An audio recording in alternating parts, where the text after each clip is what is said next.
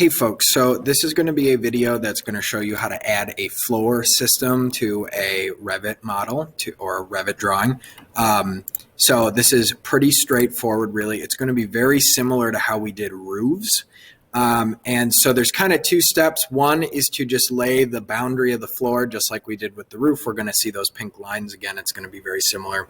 And then the second part is to just extend the walls down a bit so that they actually cover the floor system, so that later we want to get in the habit of doing that, because later on you're going to want those floors to be covered, because you'll see they look kind of ugly if we don't do it. This file that I'm giving you all is going to have the visual style with realistic turned on. That'll be something we can talk about how to change later, but what you're seeing then is that we can see the siding of the house looks like shingles. We're going to see that the floor that we put in should look like hardwood. And that was a goal of mine in doing this, was to make it look nice so you guys could see how cool Revit can look. So the first step, of course, is to add that floor. Just like doing a roof plan, we'll go to the level that we want. So I just double clicked on level 1. And right here, I see I've got my floor plan. To add a floor, we're going to go in the architecture tab, the build panel, the first panel here, and select floor. And now, just like when we're doing a roof, we're going to want to pick the walls. Let's just check and make sure everything else is good. No offset this time. We're not doing an overhang with the floor. It's just going to go right up to the walls. We do want to leave this extend into wall core checked. That has to do with when we drag the walls down to cover them. And the floor should automatically be selected. This is a floor I created versus the generic floor. We'll learn how to create custom floors and walls in a different video. But I've got this one picked right here, so everything looks good, and that should be how your template comes up too. So I'm going to pick the walls. There's what, 6 of them here? 2, 3, 4, 5, 6. Okay, this one's even easier than the roof. You don't have to worry about slope. You don't have to worry about anything. You just got to make sure the outline of your floor is picked. And this is also similar to how we created the hole for the stairs. If you needed to put holes in this now, you could add other lines to create a hole, but we're just going to do it just the outline for now. Finish editing with the green check mark.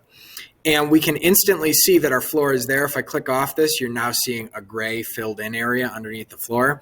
And where it'll be especially obvious is if I go back to my 3D view here, and we now see that there's a nice hardwood floor system in there. But this is the part I was talking about before. We see that floor is like visible from the outside of the house, which later on, if we're doing a pretty rendering, we don't want that to happen. We want to have that covered up. This is pretty simple too. So what this is going to involve is if we pick a wall, we look and we see there's an arrow to drag that down. And I can actually do this from an elevation if I wanted to also. Ooh, we got to zoom in. We're like way out here. I just picked the east elevation. It doesn't really matter which one you pick. And you'll have that option to drag the wall down. Now, we could either do all the walls individually, or here's a trick.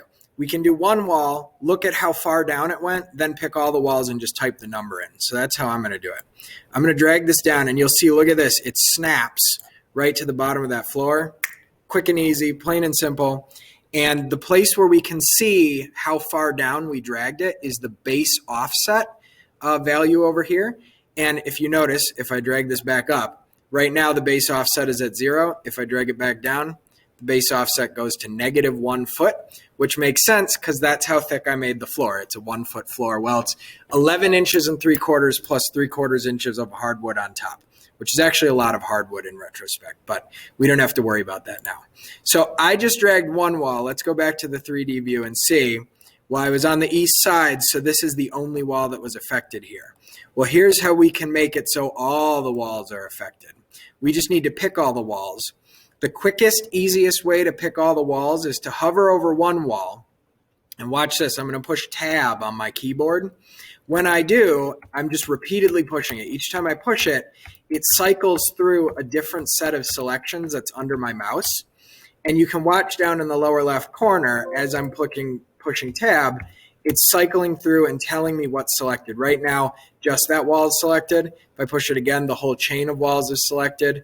And it's flip-flopping back and forth between those. All right.